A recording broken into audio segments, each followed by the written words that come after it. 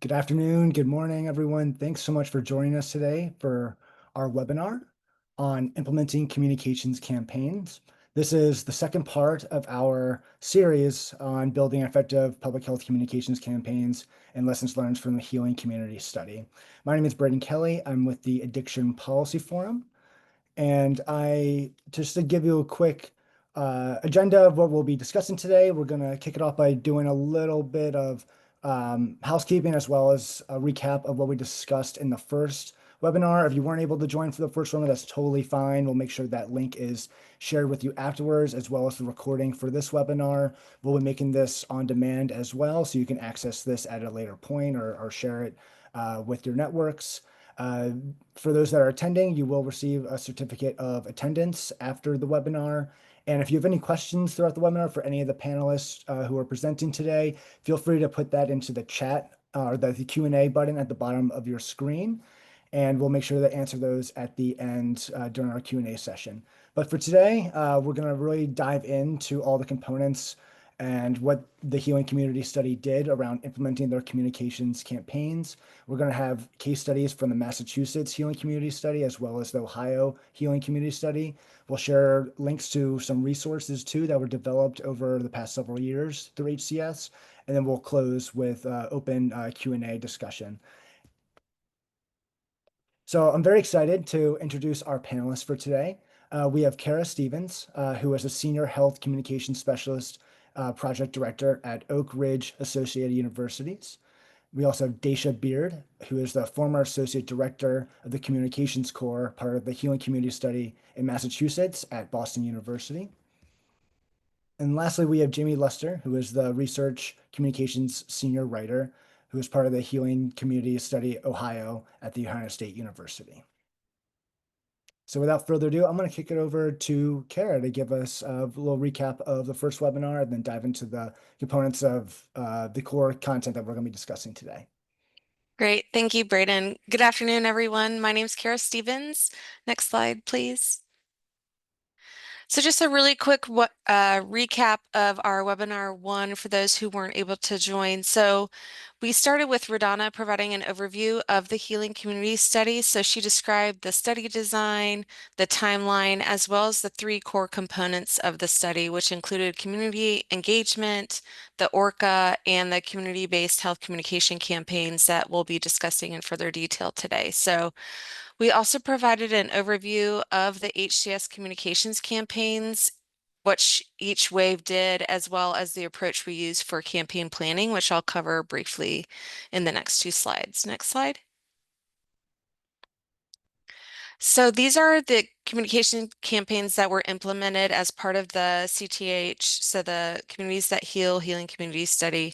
And so if you'll notice on wave one, so the implementation period went from May 2020 through June 2022, and there were 5 campaigns that were implemented throughout that period. So the first one being naloxone education, second being around opioid use disorder and MAUD and anti-stigma for both of those topics, as well as number 3, MAUD awareness, so generating education and understanding of medications for opioid use disorder.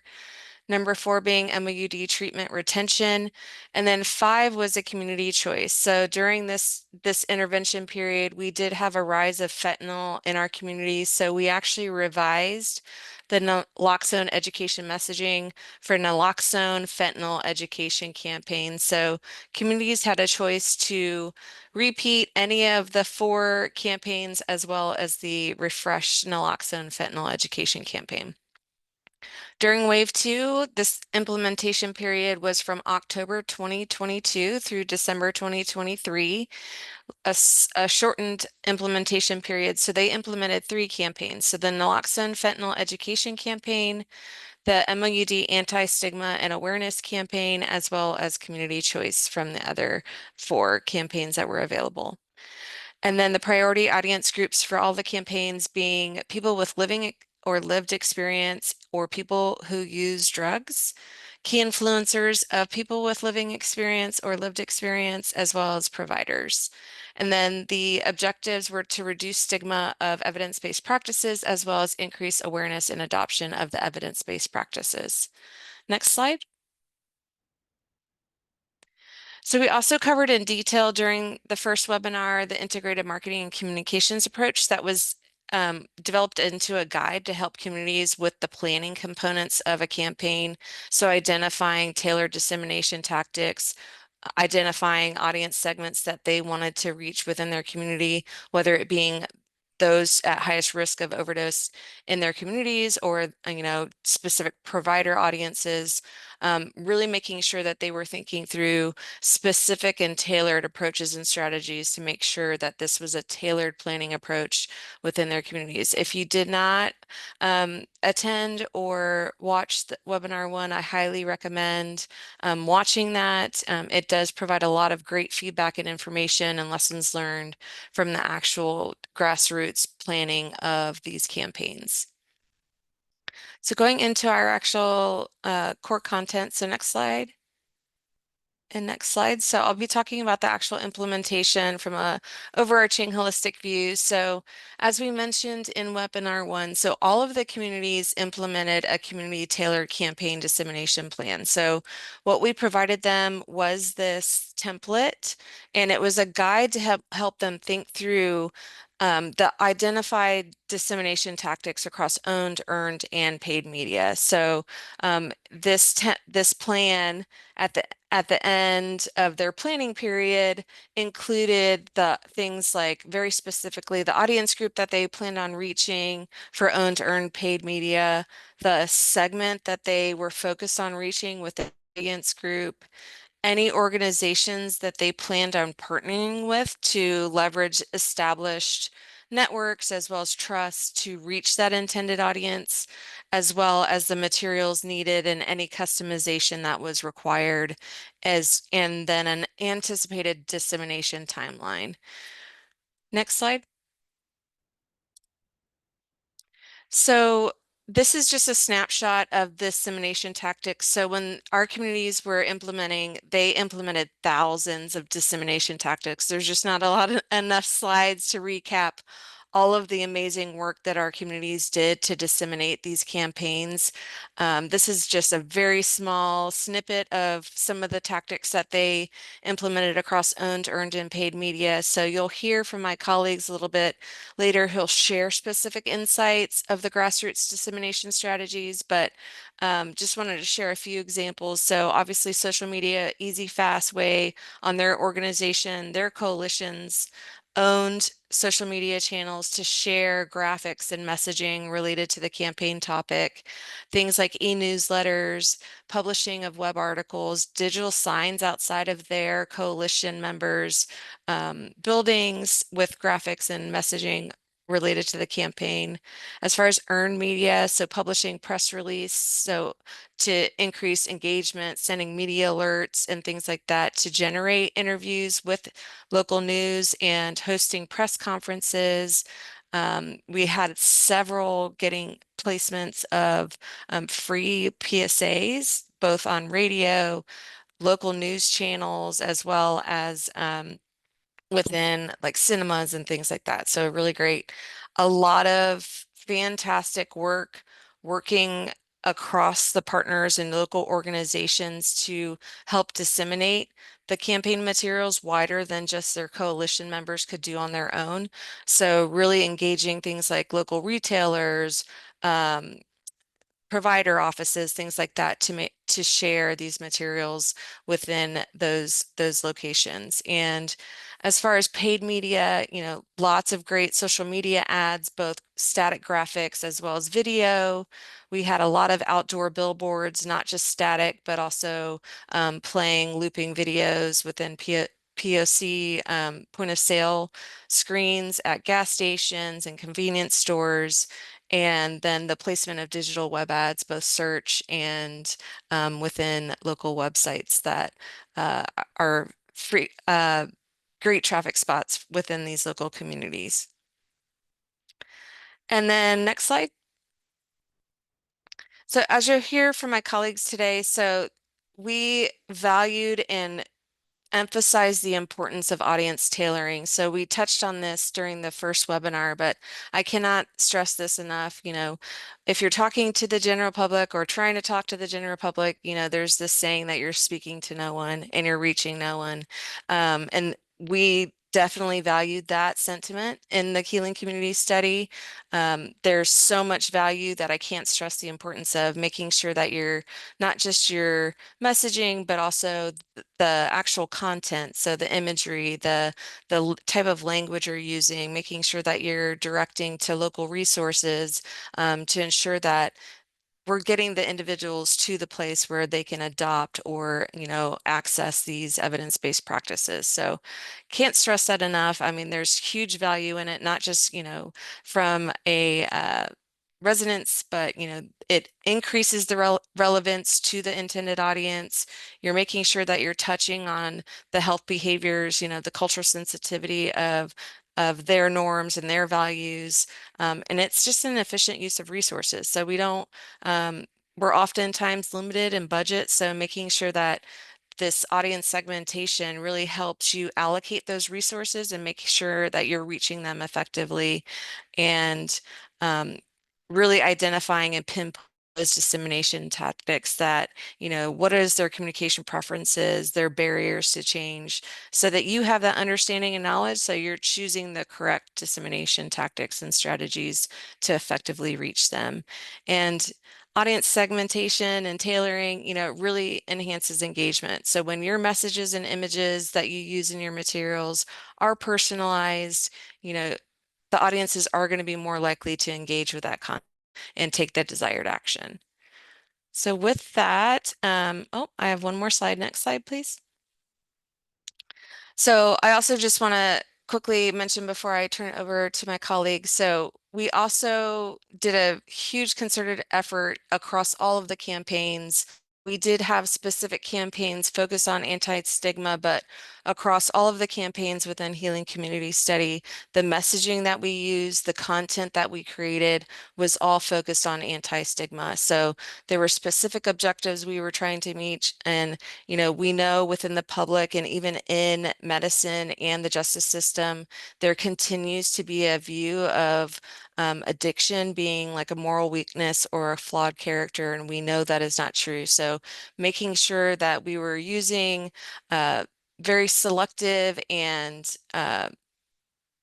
terms within our content, but also educating. So not just our coalition members, but those that we were partnering with to disseminate campaign materials. So a lot of concerted effort by our communities to help educate the public and our partners at the community level to make sure that they were creating content that supported the anti-stigma objectives that we were trying to achieve.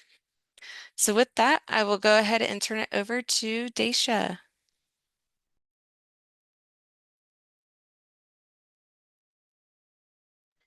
Good afternoon, everyone. Daisha Beard. I served as the former Associate Director of the Communications Corps for the Healing Community Study Massachusetts team. Next slide. In Healing Communities, we thought that public health communications played a very integral role, and we saw that in all of our engagement. It was important for connecting audiences with information necessary to make informed decisions. We accomplish conveying a message that is compelling enough for a person to act, and also ensuring that the recommended call to action is as low barrier as possible to facilitate conversion. What do we mean by conversion? So conversion essentially is when a person that has seen the ad, they actually take the action. So they actually do the call to action. During this part of the presentation, we'll cover 3 efforts using the Healing Community Study Massachusetts examples, and that includes featuring local providers in campaign ads, integrating data and dissemination planning, and also leveraging the support of local campaign spokespersons. Next slide.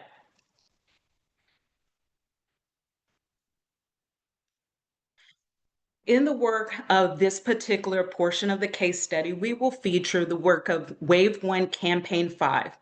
As Kara has mentioned, that was inclusive of our work of a naloxone fentanyl campaign, and because it was a community choice in Massachusetts, we also thought to include an emphasis of staying the course for medication for opioid use disorder.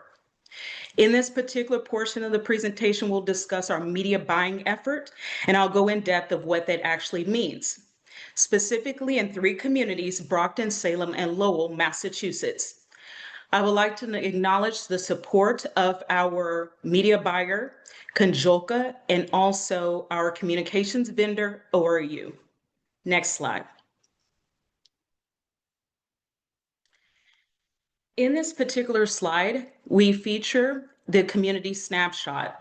The actual population of our communities, as you see, we had 2 communities that were roughly around 100,000 people, and the Salem community being 44,000. In the communities, it varied by race and ethnicity. As you see in Brockton, it had a high rate of Black African American, and of that, a subpopulation specifically Cape Verdean. 27% white, 13% Hispanic, whereas in Lowell, we had 44% white, 22% Asian, and in Salem, 68% white, 19% Hispanic. Across each of the communities, we thought it was important to also look at the services that were supported by the various occupation. So each of the communities had more service-oriented occupations. As you see, government, and specifically Lowell, more of a manufacturing, transportation, and industrial trade community. Next slide. Massachusetts made efforts to directly connect people to opioid use disorder and also naloxone distributors, and for its 5th campaign that ran from January to June 2022. We featured those local providers by vetting each referral for quality assurance prior to placement on advertisements. Then Massachusetts implemented an 8-week print and digital media buy for the campaigns across 3 communities, facing the highest overdose rates at the time of study implementation. All 4 states use media buying to complement the foundational work by coalitions, communications champions and consultants, and communication subgroups.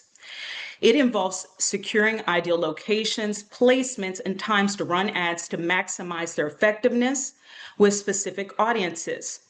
The goal is to purchase placements on channels that are most relevant to the campaign audiences at a time when the largest portion of the audience will actually see the ad. That helps to achieve a lower cost per call to action. And media buying includes purchasing traditional media such as television, radio, print, and outdoor, in which we sometimes call that out-of-home advertising, as well as digital channels such as websites, social media, streaming services, and apps. And if you were considering a media buyer, how do you secure a media buyer specifically? In Massachusetts, we strongly encourage you to consult with your county or state health departments if you are in fact in search of one.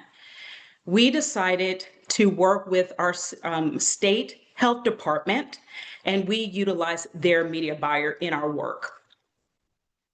Specifically for the campaigns, we thought it was important to customize each of our campaign materials by language, English, Spanish, and as I shared earlier, one community had a large population of Cape Verdean individuals, and so we had materials run in the community of Brockton in Cape Verdean Creole.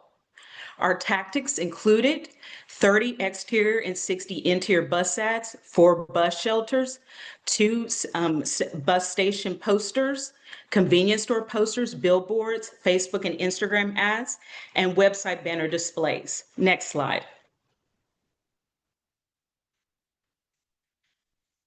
In this work, as you see, it involved a process, quality assurance. We identified those local providers. We vetted them with our community coalitions. We verified what languages are actually available at the various providers. And then we conducted cold calls to each of the providers. We wanted to feature providers, one naloxone, one MOUD provider specifically for buprenorphine, and one MOUD provider specifically for methadone for each of the 3 communities. In this process, we called all 9 organizations that we wanted to feature. We asked them questions, or the ones that are the naloxone providers. Do you have naloxone right now? Can we come in to get naloxone? Do you have trainings on how to use it?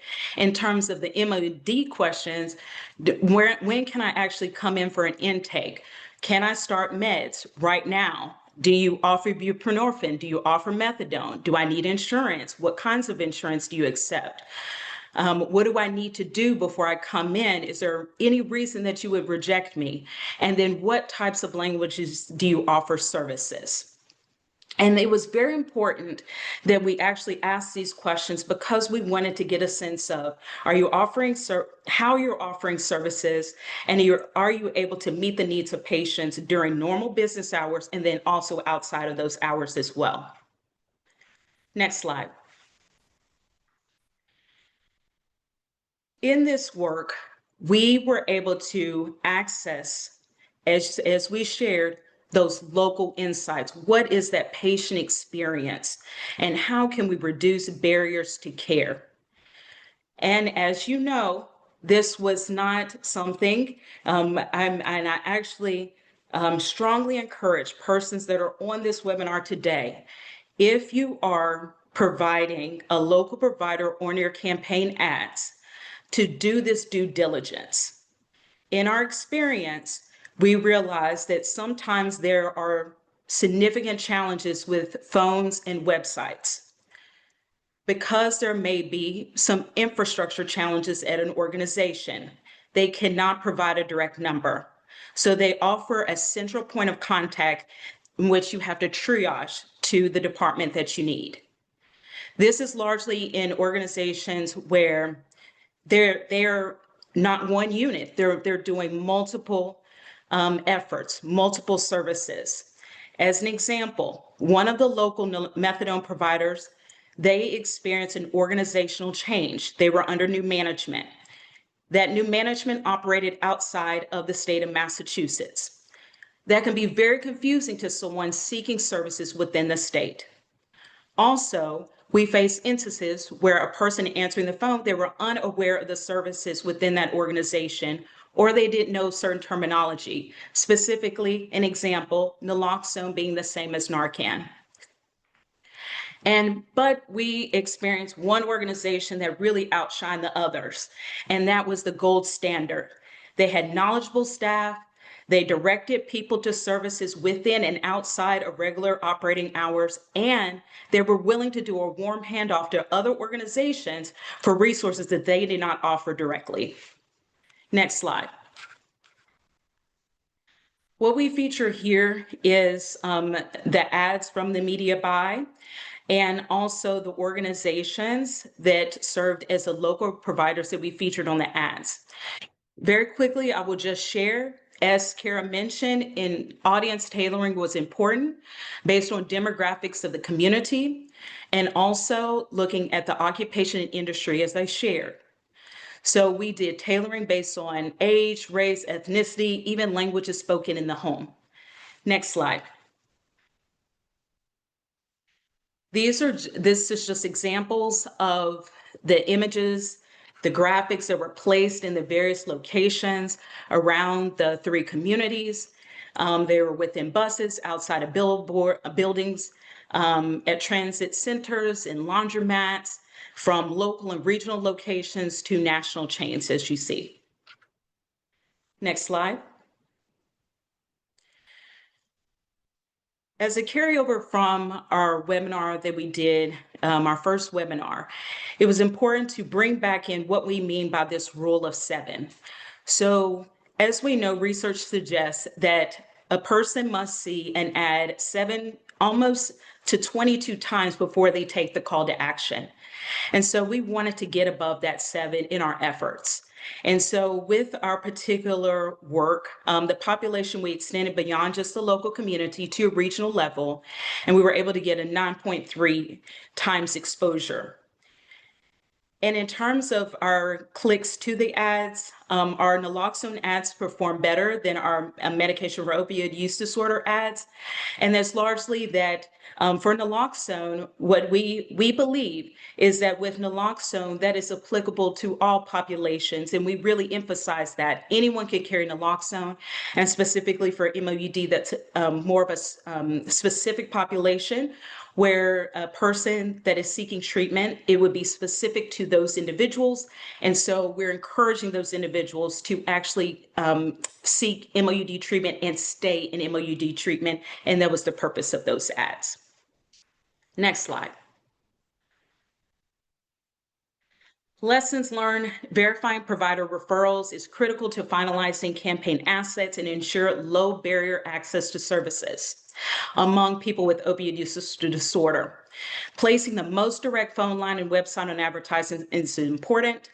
Engaging provider organizations is important in reporting outcomes that helps in tracking your conversions.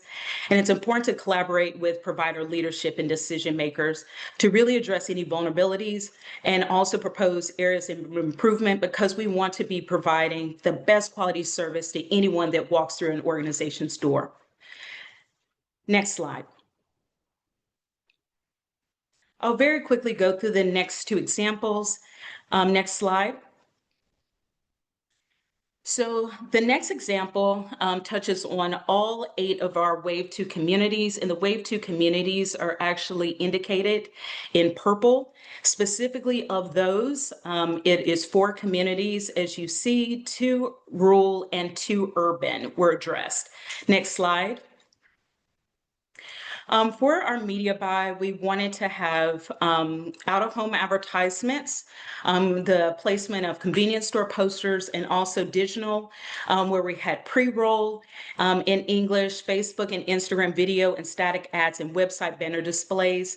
And those were placed in English and in Spanish. For our work here, we want to touch on the importance of collaboration, not working in a silo as communications. And so we actually work with our informatics team to utilize overdose data. And we did this work in our 7th media buy for Healing Community Study. Particularly in the upcoming slides, we'll show the use of the resident addresses of decedents. And what we mean by that are persons who died who died from overdose. So these is the fatal overdose data and where persons actually lived. We then categorize by race and ethnicity. And again, we're only going to talk about 4 communities, and we're going to touch on that the actual places where the residents lived, that we overlaid the locations of convenience stores to make decisions about how we were going to place our ads in a community. Next slide. Slide before that, please. This data represents lives lost. It's important that it's not just a symbol on a map. Their parents, siblings, friends, and extended family, associates, and acquaintance. Address level data are vital statistics data. It's public available by request in Massachusetts. And an example shared in this presentation have been geomasked out of respect for the loved ones and their decedents. Next slide. In this particular example, we show the locations again of the resident addresses of persons who have passed from overdose. And on top of that, what you see, the numerical, is where the locations of the convenience stores. So we actually made decisions of placing our ads where there was a cluster of those residences. Next slide. In this particular community, you only see red dots. And so in this community, all fatal overdoses, persons were of white, non-Hispanic race, ethnicity, identity. Next slide. In this slide, as you see, there are a lot of yellow dots as well. In this community, there's a high Hispanic population. Next slide. So we made the decision that when we were placing the ads, that we would place a high number of ads in Spanish and less of our ads in English. But we made, again, the decision on how the residents were clustered. And so making those specific decisions of locality was important. The ad to the right is one of those convenience store posters. And as you see, this is the ad in Spanish. Next slide. For this particular is, again, a display of all populations. And as you see, it is multiracial, multi-ethnic. Next slide. And we have a balance of placement of ads in English and in Spanish. And then to the right, we have a tailored ad based on to the decisions of that community. They wanted to emphasize no more stigma, no more shame. And also thinking about the message, they wanted to actually emphasize the importance of taking methadone because that was largely a stigmatized medication for opioid use disorder in their community. Okay, we're going to move into the last portion. And this is largely going to feature the work of the Faces of Naloxone in Pittsfield and North Adams, Massachusetts. Next slide. We provided resources, and it's important for any type of work where you're featuring local spokespersons that you get approval and there's a signed document, and that document that we used across the 4 states was the media release form. Next, in Massachusetts, we provided anytime that people were thinking about publishing testimonials or the likeness or image of an individual, that they would consider also providing them with a resource that talked about how we would respect that person's identity, what we needed to do if at any time a resource needed to be removed, and also how they would be engaged in the process of a review and also editing our materials. Next slide. In the Faces of Naloxone campaign that the two Wave 2 communities in our Western Massachusetts, Berkshire area, there were over 600 images taken of local spokespersons and 50 individuals. There was cover stories and news articles in Berkshire Eagle, billboards, print and digital ads, social media graphics, mayoral forum, and videos as well. Next slide. The individuals actually featured are here, and it wasn't just people. Also, they thought important was to include the town dog. And in the bottom right, left side is our communications consultant, Betsy Strickler, who was instrumental in the envisioning of this effort and also the implementation of it. Next slide. So the first, you just saw Pittsfield. These are images of North Adams. And I want to highlight that in this particular grouping of individuals, you have not only your law enforcement, but you have former mayors and persons that work in treatment and recovery. Next slide. An example of the Berkshire Eagle news article and also billboard. Next slide. Cover story and print advertisement within the newspaper. Next slide. Digital advertisement and efforts, still with the Berkshire Eagle. Next slide.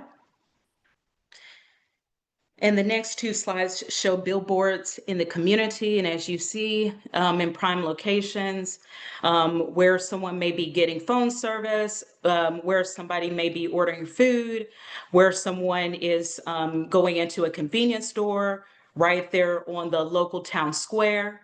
Next slide. And lastly, this particular effort, so in addition to the print and digital advertisements that they did featuring local spokespersons, it was important to also have that same message on for Take Care in the Naloxone. You can save a life with the spray, also on bar coasters and stickers that were placed around the communities. Last slide. A campaign spokesperson accounted, it's all working. I just want to let you know an older couple came to Berkshire Harm Reduction today to pick up Narcan based solely on the Berkshire Eagle article. And at Dottie's yesterday, a staff member asked me if I was the person on the billboard. Ha ha, it's all working. And that's a testament to all of these efforts that have happened in the Pittsville and North Adams communities, where they thought it was important to not only feature local spokespersons, but that they were engaged in the process. And they were the messengers of the Healing Community Studies efforts of carrying naloxone and also medication for opioid use disorder, seek treatment. Next slide. And this is just all the efforts for training and technical assistance. This is similar across all the 4 states, from learning collaboratives to touch points to huddles and office hours. We offered support anytime that a community, a communications subgroup, or a communications champion needed support. Thank you. And now I'll pass it over to my lovely colleague, Jamie Luster of the Ohio team. Thank you, Daisha. Such amazing examples from Massachusetts. So today I'm just going to talk a little bit about the creation of a specific campaign material in Ohio. So next slide, please. And then you can go to the next slide. So this is all about campaign material created in Lucas County, Ohio. Just a little bit of background about Lucas County. It was a Wave 1 community in the Healing Community Study, classified as urban, has about 400,000 residents, and the county seat is Toledo. Major industries there include healthcare, automotive, and manufacturing. And just a bit of a demographic snapshot, about 74% white, 21% Black African American, 8% Hispanic Latino, and 1.8% Asian. So I love to brag about the Toledo area because I'm from there. So next slide, please. So we developed a campaign material that was a video talking about stigma reduction and MOUD awareness, which was actually relating to campaigns 2 and 3 of the communications campaign in Wave 1 of the study that Kara mentioned previously. So as was the design of HCS in all states, in Ohio, we worked with existing local opioid coalitions to make decisions about the intervention. So the Opiate Coalition in Lucas County identified a need for increased awareness of MOUD and MOUD stigma reduction. So the way this worked is we had a communications work group, which was kind of a subset of the local opiate coalition. It was about 10 people who met regularly, who were responsible for the implementation of this campaign video. One individual really led the effort, who had a very strong interest in this area, and she was our communications champion. So as I mentioned, the video content was determined to be a little bit more engaging than still images.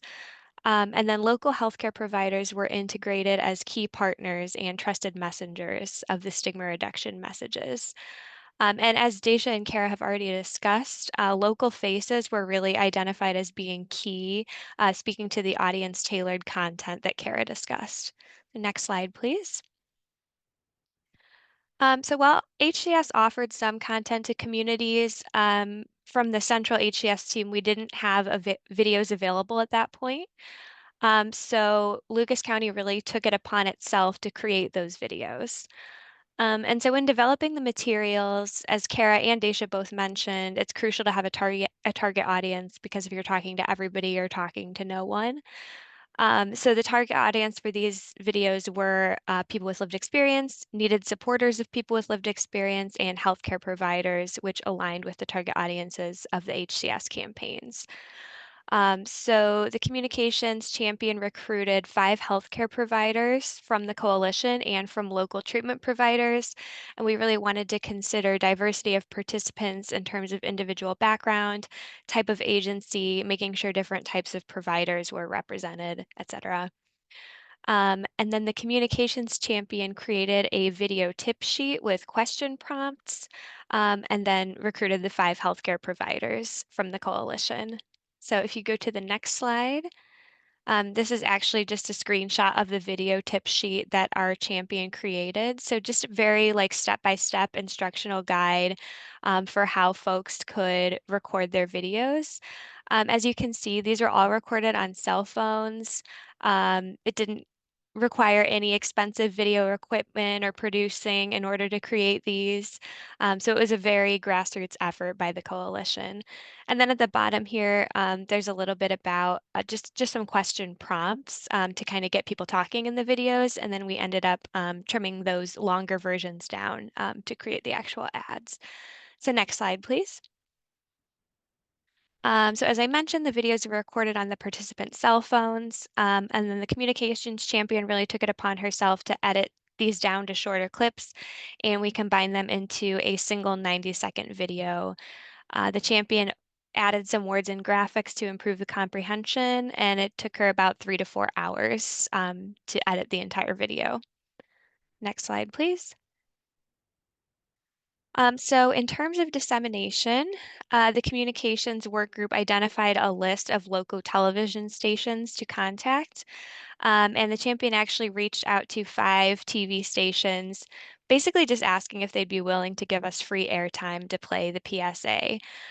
So it ended up that the station with the highest local news market share responded and agreed to share the PSA. And this is just kind of like a template email that we sent out. So pretty straightforward, making the ask clear. And we ended up getting a good response from that. So next slide, please. Okay, so I'm going to get to evaluation of the PSAs in a second, but just after running those free PSAs, the coalition was really interested in doing more with those videos. So they actually decided to run paid ads using YouTube and over-the-top advertisements, and over-the-top just means ads on a TV streaming app. For those paid ads, 5 different videos were created in kind of 3 different themes. So MOUD stigma education, MOUD education with a story about a patient, and then stories from providers. So using all of those original videos the 5 providers created, we were able to create 5 additional videos with the help of our media buyer in the Toledo area. So then in terms of targeting the ads, we kind of targeted based on search history and then overdose death rates by zip codes. So search history, we kind of just targeted based on search terms like treatment, addiction, different types of MOUD using those terms. And then working with the local health department to look at overdose death rate by zip codes, we were able to identify the 5 highest zip codes with the most overdose deaths, and then just focus the videos in those areas with the help of our media buyer. Next slide, please. Okay, so now to metrics and evaluation. So for the free version of that PSA, the station that ended up helping us with that, their average daily reach was about 89,000 people. So that was about 1.8 million estimated impressions in 1 month. And just to add some definition to this, an impression is the number of times an ad was served, not necessarily the number of unique people who saw it. So just the number of times that the ad was played for context. Then the response from the PSA was pretty great. Just some organic responses, kind of similar to what Daisha mentioned in her presentation. Patients telling providers, like, I saw you on TV. That was really great to hear and start a lot of great conversations. So in terms of the paid ads, using those YouTube and over-the-top videos I mentioned, it was about $7,500 for a targeted 1-month campaign. So on YouTube, about $2,000 got us 100,000 impressions. And then for the over-the-top ads, about 138,000 impressions with 23,000 unique people reached. We could see the video complete rate for that. Unfortunately, we couldn't really track conversion with the over-the-top ads, as Daisha mentioned, just because people, they're watching TV, you can't see if they're clicking on the website, but we were able to check the impressions there. All right, so just in summary from my case study, lessons learned, never underestimate the willingness of local partners to help share messages. It really just doesn't hurt to ask, and you might get a good result from that. Impactful video ads can be created on a very limited budget. Decision making and progress on materials development and dissemination is most efficient in a smaller group, especially when a couple people are taking responsibility for it. And then utilizing local spokespeople can generate more engagement and discussion than using stock images. That is all for my Lucas County case study. Awesome. Thanks so much, Jamie, Daisha, and Kara.